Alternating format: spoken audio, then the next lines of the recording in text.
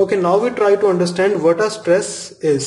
Okay, तो stress को सबसे पहले हम समझते हैं, ठीक है। लेकिन उससे पहले अभी हम एक सिचुएशन देखते हैं कि हमारे पास सपोज करो एक ऐसी बॉडी है, ठीक है, जिसके ऊपर अभी हम फोर्स लगाते हैं, ठीक है।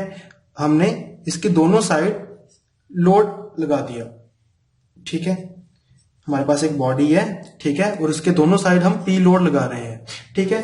तो आप इमेजिन कर सकते हो इसकी सिचुएशन क्या होगी कि इसकी लेंथ इंक्रीज करेगी due to influence of this load. इसकी इस बॉडी की जो लेंथ है वो लेंथ इंक्रीज कर जाएगी, ठीक है। जो पहले लेंथ इतनी थी अभी वो इंक्रीज होके इतनी हो जाएगी, ठीक है। तो इतना आप अज्यूम कर सकते हो। लेकिन ऐसे नहीं है कि इसकी लेंथ कॉन्टिन्यूसली बढ़ती रहेगी, ठीक है।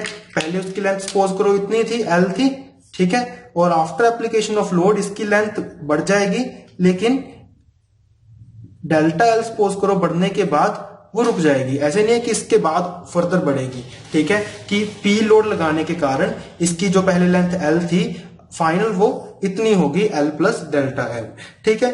तो हमें तो पता है, ठीक है, जो लेंथ इंक्रीज हुई है वो इस लोड के कारण इंक्रीज हुई है, लेकिन ये इतना ही क्यों इंक्रीज हुई, इसके फर्दर इंक्रीज क्यों नहीं हुआ? ऐसे क्यों नहीं हुआ कि लोड तो लगा था, ठीक है, लोड लगने के कारण ये कॉन्टिन्यूसली लेंथ बढ़ती ही रही, तो लेंथ को बढ़ने से रोक कौन रहा है? हम बेसिकली वो चीज को समझते हैं, वो समझना चाहते हैं, ठीक है, कि लोड के कारण लेंथ बढ़नी शुरू हुई, लेकिन फर्दर लेंथ को आगे बढ़ने से रोक कौन रहा है? तो वो चीज हमारे लिए इंपॉर्टेंट है। तो यहां पे अभी थ्योरी स्टार्ट होती है कि जब भी कभी लोड लगता है किसी भी बॉडी पे, तो वो लोड बॉडी को डिफॉर्म करने की कोशिश करता है। कि जो लोड है वो लोड बेसिकली करता क्या है? बॉडी को डिफॉर्म करने की कोशिश करता है, ठीक है। लेकिन जो बॉडी है वो खुद से इस डिफॉर्मेशन को अपोज करती है। जो बॉडी है, बॉडी की एक इनहेरेंट प्रॉपर्टी होती है, बॉडी की एक इंटरनल, बोल सकते हो आप, इंटरनल प्रॉपर्टी होती है, जिसके कारण क्या होता है कि बॉडी इस डिफॉर्मेशन को होने से रोकती है। इंटरनल उसकी प्रॉपर्टी है जो इस डिफॉर्मेशन को होने नहीं देती,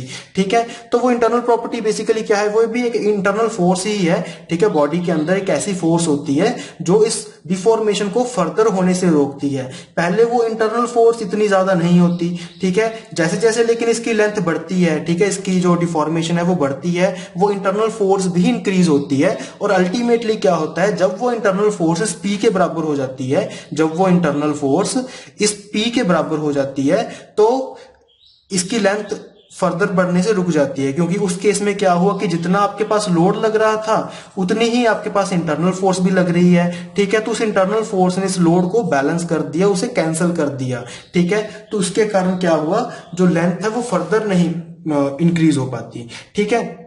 तो यस, तो उसी इंटरनल फोर्स को जो बॉडी के अंदर आती है ड्यू टू डिफॉर्मेशन, अगर हम उसे क्रॉस सेक्शनल एरिया के अकॉर्डिंग देखें कि per unit cross sectional area में कितनी इंटरनल फोर्स आ रही है, उसी चीज को हम क्या बोलते हैं? उसी चीज को हम स्ट्रेस बोलते हैं, ठीक है। तो एक तरह से यहाँ पे एक मिसकंसेप्शन होती है कि आपको कई बार सुनने में मिलेगा कि we are applying stress on a body और we are stressing a body.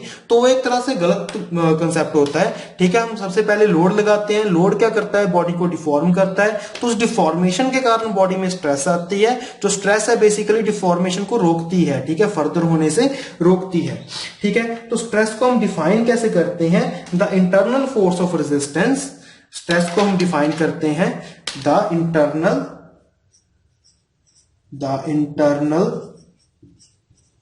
force of resistance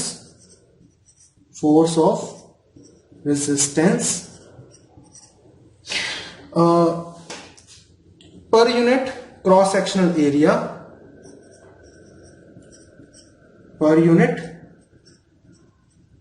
sectional area of the body is called stress, ठीक है। तो अभी तक हमने क्या पढ़ा है कि जब भी किसी बॉडी पे लोड लगता है तो लोड के कारण बॉडी डिफॉर्म होती है, ठीक है। लेकिन जो बॉडी की एक इंटरनल फोर्स है, इंटरनल रेजिस्टिव फोर्स है, वो क्या करती है? बॉडी को डिफॉर्म होने से रोकती है। तो एक सिचुएशन ऐसी आ जाती है जब इंटरनल रेजिस्टिव फोर्स जो है वो लोड के बराबर हो जाती है, तो उस सिचुएशन पे जाके क्या होता है कि बॉडी फर्दर डिफॉर्म नहीं होती, बॉडी की जो लेंथ जितनी भी बड़ी थी या डिक्रीज हुई थी वो उसी सिचुएशन पे जाके रुक जाती है। ठीक है, तो अगर हम उस इंटरनल रेजिस्टिव फोर्स को उस बॉडी के क्रॉस सेक्शनल एरिया से, क्रॉस सेक्शनल एरिया मतलब अगर आप इसे इस साइड से देखो तो जो इसका एरिया आएगा, ठीक है, उस बॉडी के क्रॉस सेक्शनल एरिया से अगर डिवाइड कर दें तो उसे हम क्या बोलते हैं, उसे हम स्ट्रेस बोलते हैं। ठीक है, तो स्ट्रेस का अगर आप फॉर्मूला लिखो मैथमेटिकली, स्ट्रेस क्या होती है, stress is the internal resistive force upon cross sectional area. ठीक है, लेकिन अभी हम क्या बोल रहे हैं कि एक ऐसी सिचुएशन आती है जब ये इंटरनल रेजिस्टिव फोर्स लोड के बराबर हो जाती है, तो इस इंटरनल रेजिस्टिव फोर्स की जगह पे आप लोड भी लिख सकते हो। ठीक है, तो यहां से आप ये फॉर्मूला बनाते हो कि stress is load upon area. ठीक है, तो ये एक मैथमेटिकल फॉर्मूला है स्ट्रेस के लिए, लेकिन एक्चुअल में अगर आप बात करो तो स्ट्रेस होती है internal resistive force per unit area. ठीक है, लेकिन इस सिचुएशन में क्या होता है कि जो इंटरनल रेजिस्टिव फोर्स है वो लोड के बराबर हो जाती है, इसी वजह से आप स्ट्रेस को लोड अपॉन एरिया लिख पाते हो। ओके, तो मैथमेटिकली हम स्ट्रेस को लोड अपॉन एरिया लिख देते हैं। ठीक है, तो स्ट्रेस के लिए जो सिंबल हम यूज करते हैं वो बेसिकली आप सिग्मा आपको बुक्स में मिलेगा। ठीक है, सिग्मा। ठीक है, कई जगह पे आपको एफ भी मिल जाएगा, एफ एस। ठीक है, स्मॉल एफ। ठीक है, लोड के लिए हम पी सिंबल यूज करते हैं and area of cross section के लिए वो यूज ए। ठीक है, तो ये हमारे पास मैथमेटिकल फॉर्मूला हो गया फॉर द स्ट्रेस कि stress sigma is load upon area.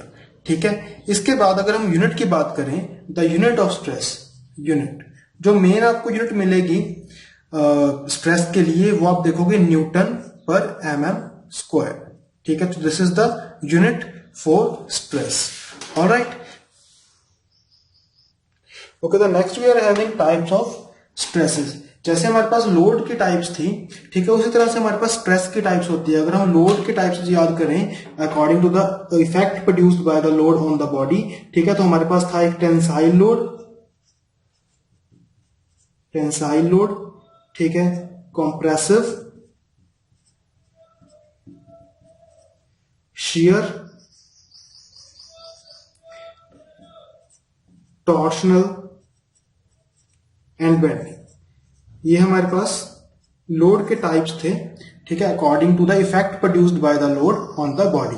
ठीक है, तो उसी हिसाब से हमारे पास स्ट्रेसेस होती हैं कि अगर किसी बॉडी के ऊपर टेंसाइल टाइप का लोड लग रहा है, ठीक है, if a body is under influence of tensile load, तो उस पे जो स्ट्रेस आएगी उसे हम टेंसाइल स्ट्रेस बोलते हैं।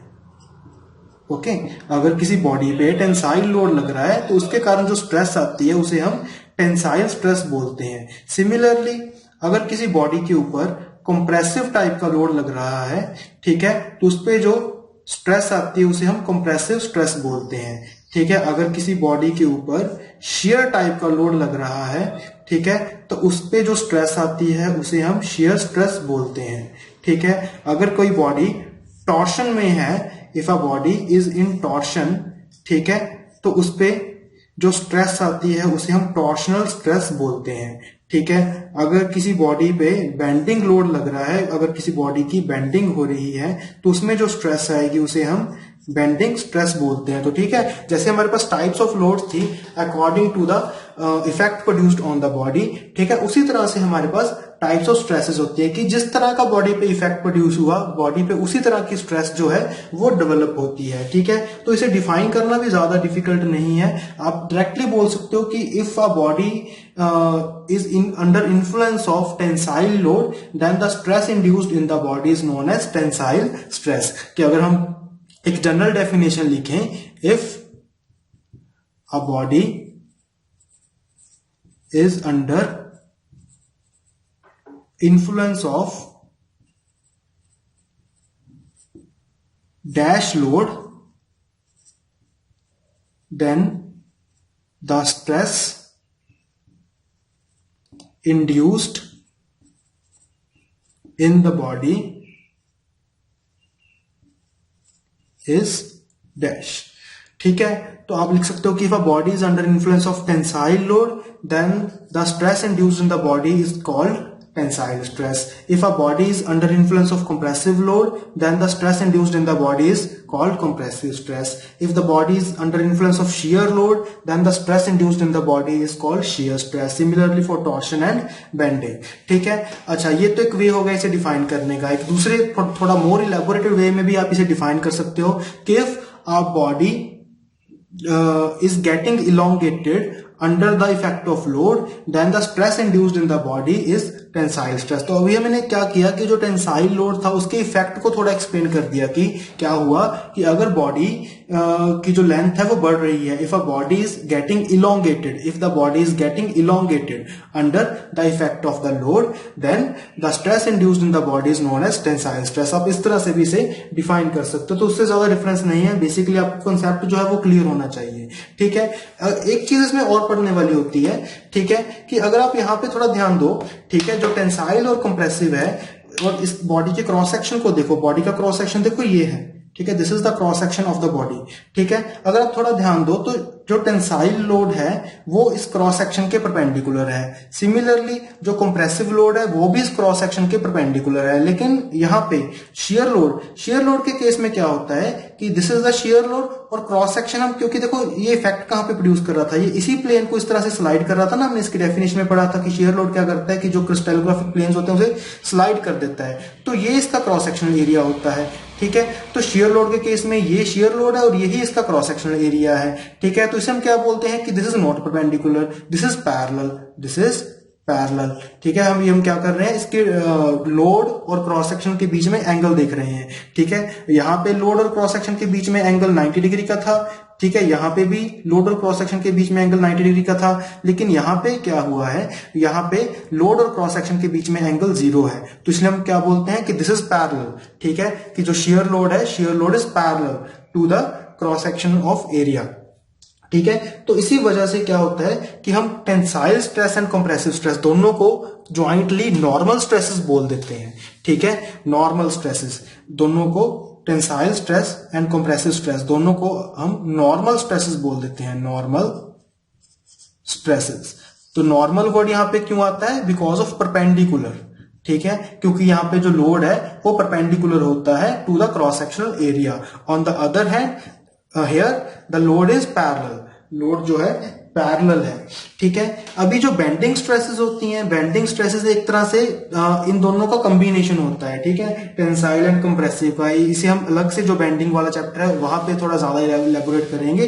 ठीक है. तो इसे आप कंबाइंड टाइप ऑफ स्ट्रेसेस भी बोल सकते हो. ठीक है. तो जैसे हमारे पास 5 तरह के लोड थे, उसी तरह से हमारे पास 5 टाइप्स ऑफ स्ट्रेसेस होती हैं. ठीक है. तो उसमें जो टेंसाइल एंड कंप्रेसिव है उन्हें हम कंबाइंडली नॉर्मल या डायरेक्ट स्ट्रेसेस बोल देते हैं. ठीक है. इसे हम डायरेक्ट स्ट्रेसेस भी बोलते हैं. ठीक है. क्योंकि ये लोड के डायरेक्टली एक्ट करने के कारण जो डायरेक्ट इफेक्ट आता है उसके कारण हम इसे बोलते हैं एज अ डायरेक्ट स्ट्रेस. ठीक है. और नॉर्मल स्ट्रेस क्योंकि इसमें जो लोड है वो परपेंडिकुलर है to the cross sectional area. ठीक है. और उसके बाद हमारे पास shear, torsional and bending stresses होती हैं. ओके. तो इससे हमारा टाइप्स ऑफ स्ट्रेसेस कंप्लीट हो जाता है. ठीक है. After this we are going to next topic which is strains. ठीक है. यहां तक अगर आपको कोई भी डाउट है, you can ask in the comment section.